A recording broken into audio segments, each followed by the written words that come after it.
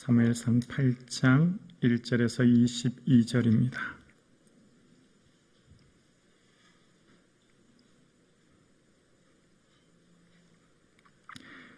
본문의 말씀을 저와 여러분이 한 절씩 교독하시겠습니다.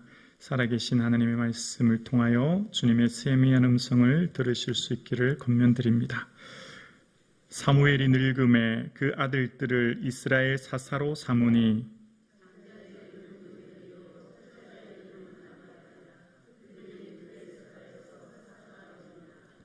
그의 아들들이 자기 아버지의 행위를 따르지 아니하고 이익을 따라 뇌물을 받고 판결을 굽게 하니라.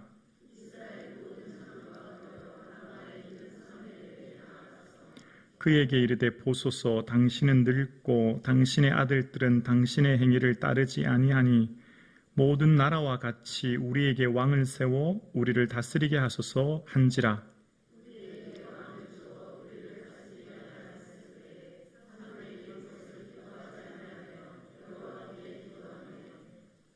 여호와께서 사무엘에게 이르시되 백성이 내게 한 말을 다 들으라. 이는 그들이 너를 버림이 아니요 나를 버려 자기들의 왕이 되지 못하게 함이니라. 내가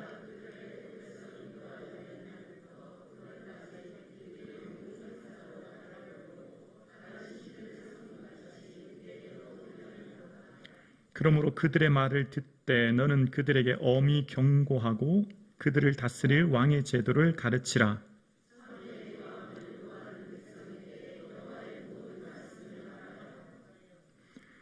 이르되 너희를 다스릴 왕의 제도는 이러하니라. 그가 너희 아들들을 데려다가 그의 병거와 말을 어거하게 하리니 그들이 그 병거 앞에서 달릴 것이며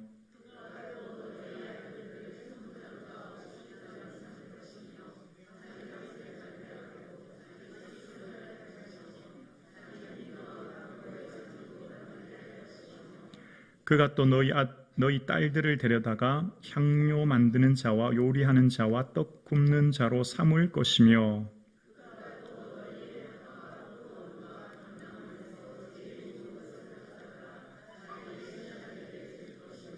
그가 또 너희의 곡식과 포도 소산의 11조를 거두어 자기의 관리와 신하에게 줄 것이며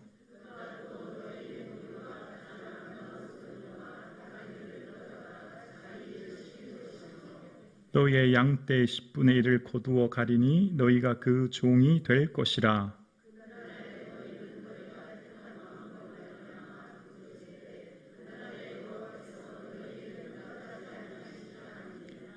백성이 사무엘의 말 듣기를 거절하여 이르되 아니로소이다. 우리도 우리의 왕이 있어야 하리니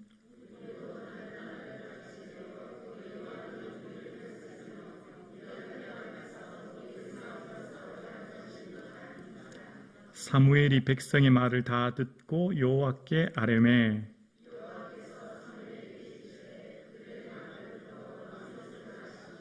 사무엘이 이스라엘 사람들에게 이르되 너희는 각기 성읍으로 돌아가라 하니라. 아멘.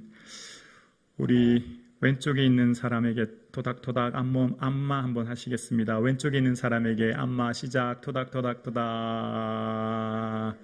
반대로 오른쪽에 있는 사람에게 또 안마 한번 하시겠습니다. 토닥토닥. 네, 됐습니다. 아유, 사랑이 넘치시네요.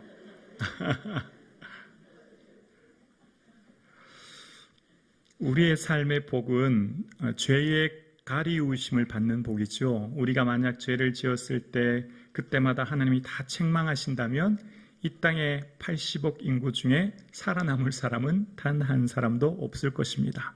하나님이 오래 참고 또 참고 인내하시는 그 은혜의 사랑 안에 우리가 모두 거하고 있지요. 오늘 본문은 이렇게 시작합니다. 사무엘이 늙음에 사무엘이 아이 사무엘이었습니다. 젖먹이 아이, 한나라부터 잉태하여 성전에서 자랐던 사무엘. 어느덧 그가 늙은 노년의 삶이 되었습니다. 이제 노년의 삶이 되었던 사무엘이 1절 후반절에 보면 그의 아들들을 이스라엘 사사로 삼으니라고 이야기합니다. 자, 이 본문을 읽을 때 뭔가 심각한 것을 느껴야 합니다. 왜냐하면 사사는 사람이 세우는 게 결코 아닙니다.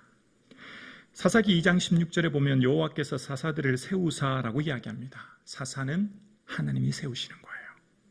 사사는 임의로 사람이 세울 수 있는 직이 아니에요.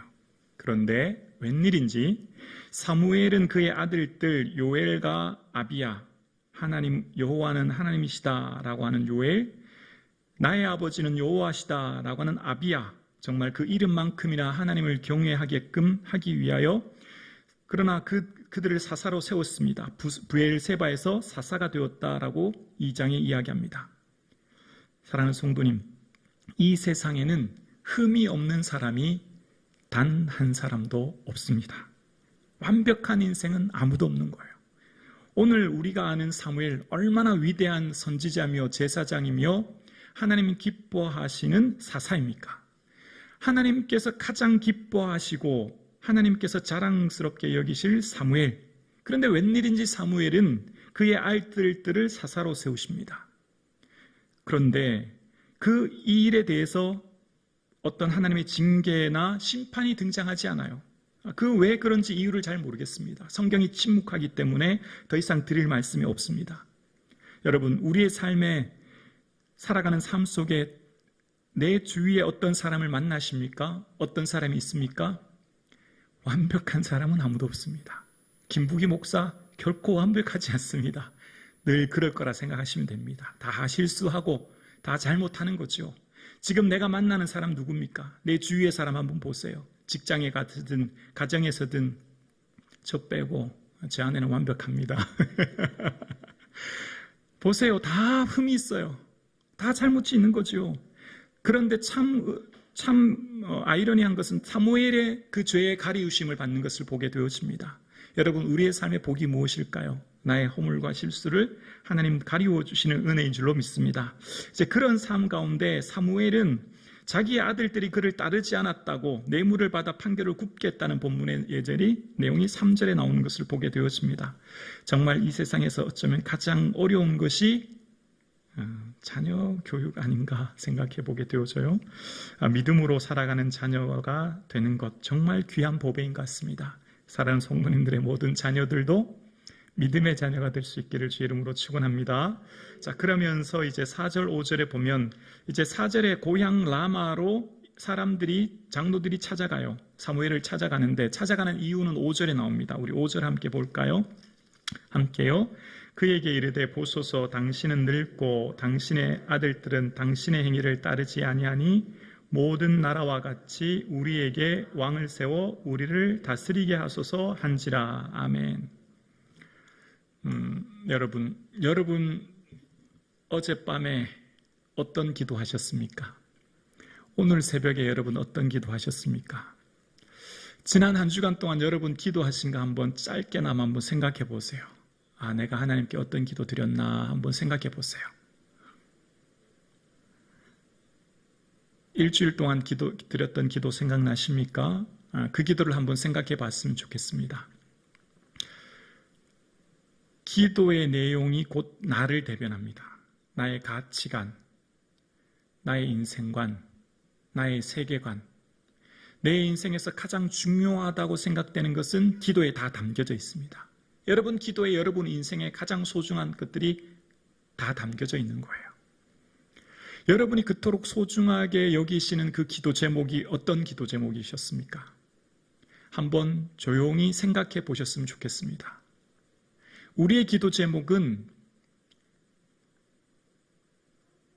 예수님을 주로 고백하는 우리의 기도 제목은 예수님을 믿지 않은 다른 사람들과 차별되어야 되죠. 우리의 기도 제목은 다른 사람들과 똑같은 삶의 동기와 모습이 아니라 좀 더 고차원적이고 좀 더 높은 모습으로 드러나야 되는데요. 그게 뭘까요? 우리는 이 땅의 인생이 전부가 아니지 않습니까? 우리는 이 땅에서 끝날 인생이 결코 아니지 않습니까? 우리의 기도 제목은 세상 사람들과 동일할 수 없습니다. 자, 오늘 4절에 장로들이 찾아와서 말하는 이유는 뭘까요? 당신은 이미 늙었다는 거예요. 그리고 당신들의 아들들이 의를 행하지 않았다는, 부정행위를 행했다는 겁니다. 그래서 원하는 게 뭐라고요? 모든 나라와 같이라고 이야기합니다. 우리에게도 왕을 세워달라는 겁니다. 그러니까 지금 있는 이 신정 정치의 통치 아래 사사를 세워서 통치하시는 하나님의 그 통치를 거부하고 다른 나라와 같이라고 이야기합니다. 다른 나라처럼 왕을 세워달라는 것입니다. 다른 나라의 왕들 보니까 어떻습니까? 다른 나라의 왕들 보니까 국방력, 외교력, 정치력으로 나라를 견고히 세워가는 것 같습니다. 중앙집권 체제 하에 일사불란하게 움직이고 전쟁을 나가면 전쟁에서 모든 사람들이 조직적으로 전쟁을 치루어서 다 이기는 것 같아요. 그러니까 지금 보니까 다른 나라들 전쟁에서 승승장구하는 것 이유가 왕이 있어서다라고 생각하는 거예요. 그래서 무엇 같이 그 나라들 같이라고 이야기하고 있는 것을 보게 되어집니다. 여러분, 지금 우리가 기도하고 있는 기도 제목이 어떤 기도 제목이셨습니까? 지난 한 주간 기도하셨던 기도 제목이 어떤 기도 제목이셨습니까? 무엇과 같이 누구누구처럼의 기도였습니까? 이 세상 사람들을 바라보면서 부러워하면서 그들처럼, 그들과 같이라는 것을 우리가 구하고 있습니까? 여러분, 우리의 삶에, 지금 살아가는 삶의 모습에 가장 중요하게 여기는 게 무엇입니까? 나라라고 하는 원어의 뜻이 고이라고 하는 히브리어인데요. 이것은 민족이라는 의미가 있고, 이 고이라고 하는 원어는 게바라는 뜻인데 신체라는 단어에서 나왔어요. 몸. 그러니까 지금 이 사람들이 볼 때 이 나라는 보여지는 외형, 몸, 신체, 보여주는 국가가 전부처럼 보여지는 거죠. 왕은 그 사람들의 생명과 재산을 지킨다 생각했습니다. 그러나 하나님은 인생의 영혼을 책임져 주시는 분이시죠. 생명과 재산을 넘어 그 사람의 영혼은 하나님이 책임져 주시는 것이죠. 여러분, 우리의 인생에 몸은 죽여도 영혼을 능히 죽이지 못하는 자들 두려워해야 되지요. 몸과 영혼을 능히 지옥에 넣는 일을 두려워해야 되지요. 우리 인생의 참된 영혼을 지키시고 인도하시는 분이 하나님이신 거죠. 보여지는 외형, 민족, 신체, 국가, 병사, 부, 재산만 보았던 그들은 그들처럼 되고 싶었던 거예요. 그들이 지금 보지 못하는 것은 무엇입니까? 하나님께서 통치하시는 것을 보지 못했습니다. 지금 이스라엘의 왕은 누굴까요?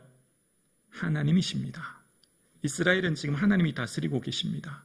하나님께서 하나님 나라를 만드시기 위해서 이전부터 계획하시고 준비하셔서 여기까지 왔어요. 식사 맛있게 하셨죠?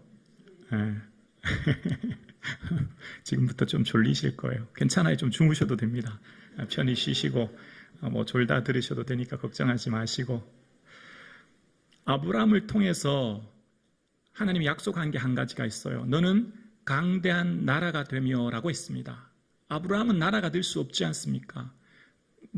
너는 위대한 가문으로 세워질 거야 라고 했지 어떻게 아브라함이 나라가 됩니까? 한 개인이 어떻게 국가가 된단 말입니까? 아브라함을 통해 나라가 된다고 말씀하셨습니다. 바로 아브라함을 통해 그 후손들을 통해 하나님의 통치하시는 다스리는 나라를 만드시겠다는 하나님의 약속이셨죠. 그리고 하나님이 아브라함을 통해서 나라가 되긴다고 하신 첫 번째는 그 후손을 통해 하늘의 별처럼 바다의 모래알처럼 민족을 허락해 주신다는 거예요. 한 나라가 되기 위해서는 뭐가 있어야 되죠? 땅이 있어야 됩니다. 땅, 영토. 그래서 그들을 어디로 이끄셨죠? 가나안 땅으로 이끌어 가신 거예요. 그 가나안 땅을 주시고 나라를 이루기 위해서는 또 뭐가 있어야 되죠? 국민이 있어야 되죠. 그 국민을 어떻게 해요? 아브라함의 후손들을 통해서 갈대아 우르에서 아브라함을 부르셔서 가나안 땅에서 애굽에서 나일강에서 못자리 삼아서 그 수많은 사람들을 잉태해서 다시금 못자리 삼아 애굽에서 번성시킨 이스라엘 백성들을 가나안 땅으로 데려온 거예요. 영토와 국민이 이스라엘이 되었어요. 자, 마지막 주권입니다. 대한민국의 주권은 국민에게 있다고 말하죠. 그런데 이스라엘의 통치의 주권은 누구에게 있냐면 하나님께 있어요. 모든 주권은 하나님께 있어요. 이스라엘의 백성의 주권은 백성에게 있지 않아요. 자기 자신들에게 있지 않아요. 하나님의 주권과 통치와 다스림 안에 있는 나라가 지금 이스라엘인 거예요. 그런데 지금 이스라엘 백성들이 하나님을 왕으로 삼지 않겠다는 것은 하나님께서 말씀하신 이 언약을 파기시키는 거예요. 아브라함을 통해 제사장 나라가 되게 하시고 제사장 나라로 그들을 택하시겠다고 하신 그 약속을 이스라엘은 이스라엘은 깨트리겠다는 거예요. 그리고 하나님에게 주권이 있고 하나님이 왕이라는 것을 깨트리고 누구를 보여주는 인간 왕을 그들이 택하겠다라고 이야기하는 것입니다. 이것이 얼마나 심각한 문제이냐면 이스라엘 백성들의 삶이 그저 보여지는 게 전부라고 생각하며 살았기 때문이에요. 여러분 기억나시죠? 이스라엘 백성들을 왜 광야에서 40년 동안 걷게 하셨는지 신명기 8장 기억나시죠? 너희들 광야를 걷게 하신 것은 낮추고 시험하여서 명령을 지키는지 보려 하신다고요. 그리고 만나를 먹이신 것은 왜 먹이셨다고요? 사람이 떡으로만 사는 것이 아니라 그렇습니다. 말씀으로 산다고 하는 것을 이스라엘 백성들은 인생의 삶이 떡을 먹고 병사가 그들을 지켜주면 행복하고 안전할까라고 생각했지만 천만에요. 인생은 떡을 먹어 배부르고 행복할 인생이 아닙니다. 말씀을 먹어야 되는 것이요. 말씀만이 그들을 만족해 하는 것이요. 그들의 생명과 재산을 군사가 지킨다고요? 천만에요. 천천의 만만의 군사도 그들을 지킬 수 없지요. 하나님만이 그들을 지킬 수 있는 거예요. 그래 그들이 큰 착각을 하고 있는 거죠. 보여지는 게 전부라고 생각했기 때문이에요. 나라라고 하는 고의는 그들의 삶 가운데 육체 몸에서 이 단어가 나왔다고 했죠. 보여지는 사람, 군사, 땅 그것이 전부라고 보였기 때문이에요. 우리가 이 세상을 살면서 주의하고 늘 유의해야 될 게 뭘까요? 이 세상이 보이는 게 전부라고 하는 착각 속에 빠질 위험이에요. 주변의 사람들 보니까 부러운 게 너무 많은 거예요. 주변에 예수 믿지 않은 사람들 우리보다 더 잘 사는 것 너무나 부러워요. 우리의 기도 제목이 뭐가 되어야 될까요? 그들과 같이가 아니에요. 그들처럼이 아니에요.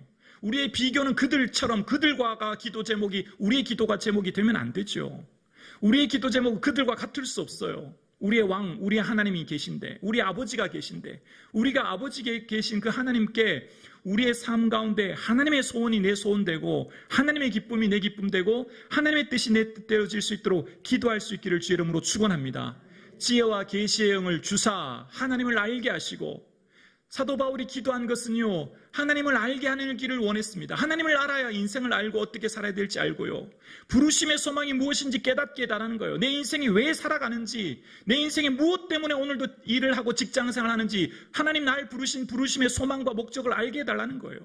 기업의 영광이 풍성한지 무엇인지를 알게 해달라는 거예요. 내가 지금 살아가는 인생의 기업이 예수 그리스도요 예수 그리스도로 하늘 영광 소망 삼고 하늘 영광 저 천국 소망 가진 영생의 기쁨 그 기업의 기쁨을 깨닫게 해달라는 거예요. 지금 무엇 때문에 슬프십니까? 지금 무엇 때문에 여러분 마음이 괴롭습니까? 지금 무엇 때문에 여러분 마음이 힘드십니까? 무엇과 같이 무엇처럼 때문에 힘들지는 않으십니까? 우리의 비교 대상이 세상이 되지 않기를 주의 이름으로 축원합니다. 이스라엘 백성들이 지금 생각한 건 뭐예요? 눈에 보이는 왕 세우면 군사력과 국방력과 외교력으로 그들이 계속 외세의 침입으로 인하 어려움 당하니까 잘 될 줄 알았죠. 그들의 삶 가운데 하나님께서 다스리고 계심을 그들은 인정하지 않으려고 한 것입니다. 그들의 삶 가운데 지금 구하고 있는 것은 단순히 하나님을 인간 왕을 원한 것이 아니라 하나님의 다스림과 통치를 거부한 거예요. 더 이상 하나님의 통치와 다스림을 받지 않겠다 그 얘기를 지금 하고 있는 것입니다. 이것이 이스라엘 백성들은 얼마나 심각하며 잘못된 기도인지를 알지 못해요. 그런데 여러분 기도는 뭐라고 말씀드렸죠? 기도는 일방적인 간청이 아니에요. 일반적인 요구가 아니에요. 일반적으로 내 얘기만 다 하는 게 아니죠. 내가 간청하고 주님께 요구했으면 또 그 다음 뭐예요? 들어야 되죠. 대화하는 거죠. 사귐이죠. 하나님 뭘 말씀하시는지 알아야 될 것 아닙니까? 지금 이스라엘 백성들이 이것을 요구하니까 하나님이 너무너무 속상한 거예요. 너무너무 마음이 아픈 거예요. 왜냐하면 지금 오늘 이스라엘이 여기까지 온 것은 다 하나님이 계획하심 아래 그들의 삶을 이끌었죠. 그들의 삶이 여기까지 오게 된 것도 전적인 하나님의 은혜였죠. 그리고 지금 이 이스라엘 가나안 땅에 오게 되었어요. 그런데 지금 그들이 하나님의 통치를 거부해요. 그런데 이것이 하나님께서는 한두 번이 아니라 처음부터 그런 백성이었다고 8절에 이야기합니다. 8절에 보면 내가 그들을 애굽에서 인도하여 낸 날부터 오늘까지 그들이 모든 행사로 나를 버리고 다른 신들을 섬김 같이 내게도 그리하는도다 라고 이야기합니다. 애굽에서 나올 때부터 그들은 이미 계속해서 지금 여기까지 하나님을 하나님으로 인정하지 않고 하나님을 섬기지 않고 다른 신들 섬기듯이 하나님을 섬겼다라고 하면서 사무엘을 버린 것이 아니라 나 하나님을 버렸다라고 한탄하시는 모습을 보게 되어져요. 그리고 그러면 하나님께서 너무너무 속상하실 텐데, 야, 내가 너희들 지금까지 여기까지 오게 했는데 어떻게 너희들 그런 기도할 수 있냐? 내가 너희들 지금까지 먹이고 입히고 길러서 그 많은 광야 속에서 거쳐서 여기까지 왔는데 너희들 그러면 안 된다. 돌이켜야 된다. 말씀하실 하나님께서 만약 너희들이 이것을 요구하면 어떤 일이 있을 것에 대해서 경고하시는 내용이 9절 이하에 나오는데요. 사무엘을 통하여서 이제 9절에서 17절까지가 경고의 내용이에요. 얘들아, 어떻게 그럴 수 있니? 그런데 만약 너희들이 그래도 왕을 요구하면 이런 일이 있을 거야 라고 하면서 너희들의 아들들은 병거와 말을 어거하는 그 왕의 군사가 되고 또 딸들은 요리하고 떡 굽는 자가 되어진다 라고 하면서 17절 말씀 자막 한번 보여주실래요? 17절이요. 네, 함께요. 시작. 너희의 양떼의 10분의 1을 거두어 가리니 너희가 그의 종이 될 것이라. 아멘. 너희가 그의 종이라는 거예요. 그는 누구죠? 왕이라는 거예요. 왕 개인 한 사람의 종이 된다는 거예요. 국가의 종이 되고 민족의 종이 되면 그나마 다행이지만 지금 이처럼 경고하신 하나님께서 말씀하시기를 너희가 그토록 요구하는 기도 제목, 그거 만약 너희들에게 들어주면 어떤 일이 벌어지냐면 너희 아들과 딸은 이런 어려움 당할 거고 너희들 전체는 왕 한 사람의 종이 될 거야. 그래도 괜찮니? 라고 물으시는 거예요. 하나님께서 지금 말씀하시는 것은 이스라엘 백성들 전체가 왕 개인 한 사람의 종으로 전락하는 것을 하나님께서 우려하시면서 말씀하시는 겁니다. 여러분, 이스라엘 백성들은 원래 애굽 땅에 있을 때 뭐였죠? 종이었습니다. 신명기 15장 15절에 보면 너는 애굽 땅 종되었던 것과 내 하나님 여호와께서 너를 속량하셨음을 기억하라라고 이야기합니다.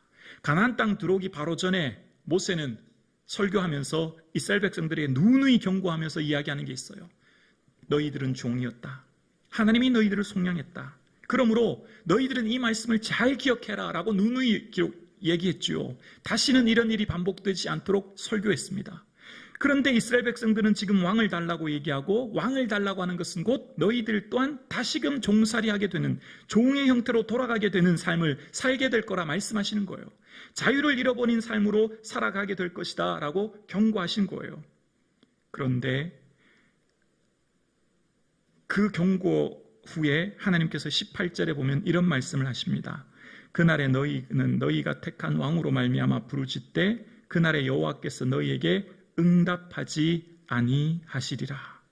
얼마나 무서운 말씀인지 몰라요. 기도해도 응답하지 않는다는 것, 여러분 이것보다 더 무서운 말씀이 어디 있겠습니까? 내 아픔과 슬픔과 어려움을 통해서 하나님께 부르짖었을 때 하나님께서 외면하시는 것, 이거보다 더 큰 두려움이 어디 있겠습니까? 여러분, 세상을 살면서 어려울 때 하나님께 마음껏 기도할 수 있는 이 축복이 얼마나 큰 축복입니다. 그런데 그것조차 응답하지 않겠다 말씀하십니다. 이 정도 되면 알아들어야 되죠. 이스라엘 백성들은 지금 말귀를 못 알아듣고 있는 거예요. 지금 그들이 구하는 것이 얼마나 위험하다고 하는 것을 말귀를 못 알아듣는 거예요. 19절입니다. 그들이 이렇게 말합니다. 백성이 사무엘의 말 듣기를 거절하여 이르되 아니로소이다. 우리도 왕이 있어야 하리니. 20절이요. 우리도 다른 나라들 같이 되어 우리의 왕이 우리를 다스리며 우리 앞에 나아가서 우리의 싸움을 싸워야 할 것이니라 하는지라. 지금 이스라엘 백성들이요, 사무엘을 통해 말씀하시는 경고를 거절합니다. 그리고 아니라는 거예요. 그래도 달라는 거예요. 그래도 왕을 달라는 겁니다. 왕을 달라는 것은 두 가지입니다. 왕이 우리를 통치하며 다스릴 수 있도록, 두 번째 왕이 우리 앞서 나가 싸울 수 있도록. 여러분, 사람들은 하나님은 공평하시지만 인간 사람은 절대 공평해질 수 없지요. 이스라엘 백성들은 지금 왕은 우리를 통치하고 다스리고 재판할 수 있도록 요구하는데요. 그러나 안타깝게도 이후에 미가서에 보면 그들의 우두머리는 뇌물을 위하여 재판하며 라는 내용이 나와요. 이후에 이스라엘 백성들의 지도자들은 뇌물을 받고 재판을 어그러지게 합니다. 재판이 어그러지면 어떻게 해요? 힘없고 나약한 사람들의 최후의 보루가 뭐예요? 법이지 않습니까? 법을 통해 그들의 억울함을 푸는 거지 않습니까? 근데 법이 공정하게 지켜지지 않아요. 재판이 어그러져요. 그러면 누가 고통당합니까? 약자, 사회적 약자, 가난한 자, 궁핍한 자. 하나님이 통치하시는 나라, 하나님이 다스리는 세계는 하나님 모든 사람이 공정하게, 의롭게, 하나님의 사람마다 존엄성이 인정되며 하나님 백성으로서의 삶을 살 수 있도록 다스리는 것이 하나님의 나라예요. 그것이 하나님의 통치하시는 하나님의 공의로운 세상입니다. 하나님이 원하시는 나라는 그런 나라예요. 그런데 하나님의 나라가 깨어져요. 이스라엘 백성들이 왕을 요구해요. 그 다음에 등장한 것이 뭐냐면 가난한 자예요. 하나님 나라는 결코 가난한 자가 등장할 수 없어요. 하나님이 다스리시는 나라, 하나님이 통치하시는 곳은 결코 가난한 자가 등장해도 안 되며 등장할 수도 없어요.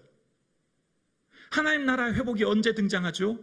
하나님 나라가 회복되는 게 사도행전이에요. 성령의 오순절날 성령이 임재하자 성령에 충만한 사람들이 다 어떻게 되었죠? 유무상통하잖아요. 재산을 팔고 소유를 팔아 각자의 필요에 따라 쓰게 되잖아요. 가난한 자가 없었다고 사도행전에 이야기합니다. 그게 하나님 나라예요. 하나님이 통치하신 나라는 모든 사람들이 행복할 수 있도록, 모든 사람들이 행복하려면 어떻게 해요? 빈익빈 부익부가 없어져야 돼요. 강자가 약자를 괴롭히는 약육강식의 세상이 없어져야 돼요.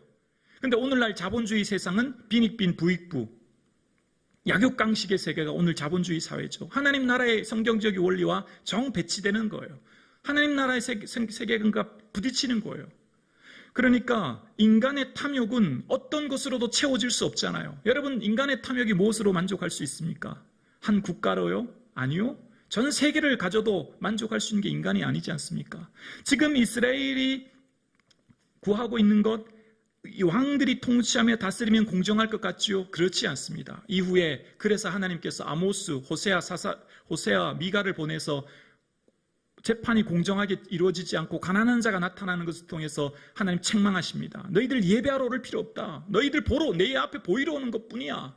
그럴 바에야 차라리 내가 성전문을 좀 닫았으면 좋겠다. 너희 내 마당만 밟을 뿐이야 라고 한탄하십니다. 왜요? 가난한 자가 생기고 하나님 앞에 나와서 의로운 척 희상의 번제를 드리지만 삶 속에서 가난한 자를 고통스럽게 하고 아프게 하는 것 하나님 견딜 수 없다는 거예요. 하나님께서 보시는 건 뭐예요? 삶인 거죠, 삶. 하나님께서는 우리 한 시간의 예배가 아니에요. 지금 이 시간에 드리는 한 시간의 예배를 보시는 게 아니에요. 일주일의 예배를 보시는 거죠. 일주일의 삶을 보시는 거죠. 하나님께서 통치하시는 나라는 공의롭고 의롭고 모든 사람들이 하나님 앞에 올곧게 살 수 있도록 인정받는 세상을 하나님 원하시는 거죠. 하나님께서 우리 예수 믿는 자들 통해 이 땅 대한민국에 하나님의 공의가 하수처럼 흐르는 민족 되어질 수 있기를 주의 이름으로 축원합니다. 어떻게 수많은 예수 믿는 사람들이 있는데 이 땅에 아직도 이렇게 수많은 하나님 말씀이 실현되지 않은 가난한 자가 고통받고 약자가 고통받는 이런 세상이 있을 수 있겠습니까? 그것은 말씀이 온전히 실현되지 않은 삶이 동반되지 않은 것이지요. 그리고 그들은 말합니다. 왕을 세우면 우리보다 앞서 나가 싸운다고요. 하나님께서는 언제나 그들보다 앞서 나가셔 준비해 주셨어요. 하나님은 언제나 앞서 가셔서 그들을 위해 예비해 주셨어요. 하나님은 언제나 그들의 모든 것을 필요를 채우시고 그래서 40년 광야의 생활, 신발이 헤어지지 않고 옷이 떨어지지 않는 것으로 그들을 채워주셨어요. 그런데 왕을 세웠을 때 어떻게 됩니까? 여러분 기억나십니까? 사울 왕이 블레셋과 전쟁할 때 골리앗이 나와서 큰 소리로 이스라엘을 조롱할 때 사울 왕이요 두려워서 떨었습니다. 왕이 앞서 나가 싸울 수 있는 게 아닙니다. 지금 이스라엘 백성들은 세상과 같아지라고 하는 욕망이 그 안에 뿌리째 녹아져 있었던 거예요. 지금 이스라엘이 구하는 것은 세상같이 되고자 하는 욕망의 동기가 이런 형태를 일어난 것입니다. 여러분, 우리의 기도가 무엇입니까? 여러분, 무엇을 기도하고 계십니까? 하나님께서는 우리가 구하기 전에 있어야 될 것을 아시는 분이에요. 우리의 머리털까지 세신 분이에요. 우리의 작은 신음도 아시는 분이에요. 그 하나님께서 우리가 뭘 기도하기를 바라실까요? 우리의 먹을 것, 입을 것, 우리의 아들이 형통하고 잘 되는 것, 우리의 삶의 모습, 그거 이미 하나님 다 알고 있지 않으실까요? 어떠세요, 여러분? 그거 구하지 않으면 하나님 안 채워주실까요? 내 아들 당장 좋은 대학 가야 되고 좋은 대기업 취업해야 되고 그거 구하지 않는다고 하나님 그런 기도 안 들어주시는 그런 째째한 하나님이실까요? 지금 내가 몸이 너무 아픈데 하나님 내 건강 지켜달라고 하나님 그거 모르실까요? 여러분 뭘 위해 기도해야 될까요? 우리의 기도 제목이 이제는 좀 바뀌어야 되지 않겠습니까? 하나님 무엇 때문에 마음 아파하시는지, 무엇 때문에 통곡하시는지, 무엇 때문에 힘들어하시는지를 이신전심되게 해달라고, 하나님 마음 내 마음 되게 하고 내가 하나님 마음 헤아리게 해달라고 그 기도가 될 수 있기를 주의 이름으로 축원합니다. 그래서 우리의 눈의 시야가 좀 열려질 수 있기를 원합니다. 주변에 아파하는 이들이 보여질 수 있기를 주의 이름으로 축원합니다. 아파하고 고통하는 이들이 보여지고 그들을 품을 수 있도록, 지금 내 주변에 있는 사람들을 내가 품을 수 있도록, 내 옆집에 있는 영희 엄마가 아직 예수 믿지 않은데 하나님 제 마음이 너무나 힘드네요. 제가 올해는 무슨 일이 있어도 그 영희 엄마 전도하게 해주세요. 할렐루야. 하나님께서 기뻐하는 게 뭘까요? 지금 죽어가는 영혼들을 살리며 고통당하는 이들에게 생명을 전하는 것, 그것이 우리의 기도 제목 되어야 되지 않을까요? 우리가 지금 하나님께 구하고 있는 기도 제목 자체가 변화되어질 수 있기를 주의 이름으로 축원합니다. 건강하게 해주세요. 부자 되게 해주세요. 행복하게 해주세요. 그것 이미 하나님 아신다고 생각해요. 그건 이미 우리의 기도 제목의 차원을 넘어서는 거죠. 하나님, 주님 제게 뭘 원하세요? 지금 제가 뭘 어떻게 하면 기뻐하실까요? 지금 내가 새로운 한 주간을 내게 주셨는데 제가 뭘 하면서 이 한 주간 채워갈까요? 진지하게 물을 수 있는 저와 여러분 되실 수 있기를 주님의 이름으로 축원합니다.